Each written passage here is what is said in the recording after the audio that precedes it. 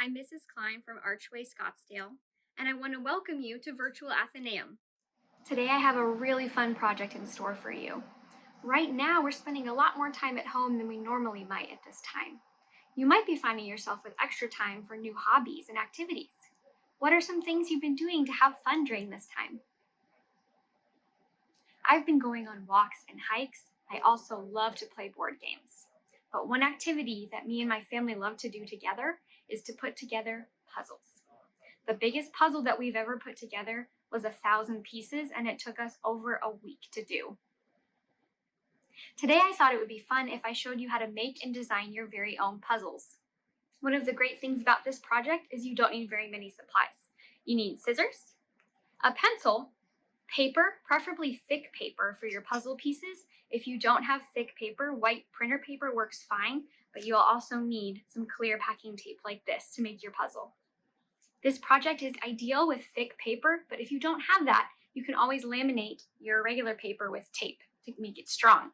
You can also use cardstock or maybe a recycled cereal box or another shipping box. I'm going to use plain paper because that's what I have with me. What makes this project fun is that you can make it your own. The paper that you use will end up being your puzzle. You can choose whatever design you want on your puzzle. This is your chance to be really creative. If you aren't sure where to start, I have some ideas you can try. Idea number 1, pick your favorite landscape. A forest, a city, the ocean, or maybe an underwater scene. Idea number 2, remember a trip you took or a place you visited and draw a memory from that. Idea number 3, draw a scene or a character from a book you're currently reading. Here's what I did. Manatees are my favorite animal, so I decided to draw a manatee in its natural habitat. You can make your design as detailed and elaborate as you want, but you want to make sure that every part of your picture has some sort of design on it. See here with the blue water, I added these lines to make sure they didn't all look the same. Why do you think that's important? Think of all the puzzles you've done before. Which parts are the hardest? The parts that are all one solid color. Making sure there's variance in details that separate certain pieces from other pieces is important because it will make your puzzle much easier to put back together. You can use anything you have to color your design. You can use markers, crayons, colored pencils, or even paint. You can even mix two together like I did here. I used crayon and marker to make it more colorful. If you do decide to use paint, make sure you let it dry completely before cutting out your pieces. Once you're done making your beautiful, colorful design, turn it over, grab your pencil to start making the puzzle pieces. You can make your puzzle as simple or as difficult as you'd like it to be. I chose to start with a jigsaw pattern, and mine are pretty much the same size. Some are bigger, some are smaller, and this puzzle will have 46 pieces. But if you want to do something more simple, you can also draw a grid like this to put your puzzle together.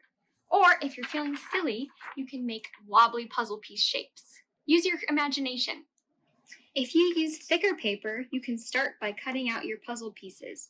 If you made them more detailed and small, you can ask an adult to help you. But if you use regular paper, which is what I used, we're going to need to cover it with tape to make sure our pieces don't fold or break. We're going to start by pulling out a piece of tape just wider than our paper, and then we're going to stick it on our paper, just like that, making sure it's nice and flat, and then cutting the tape off, just like that. And we're going to repeat that all the way down so our whole paper is covered, front and back.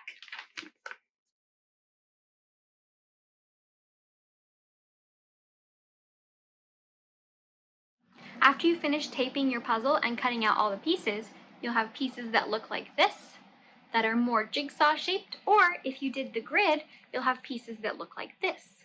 Now you can have your family and friends try to do your puzzle. Maybe have a competition of see who can complete it the fastest.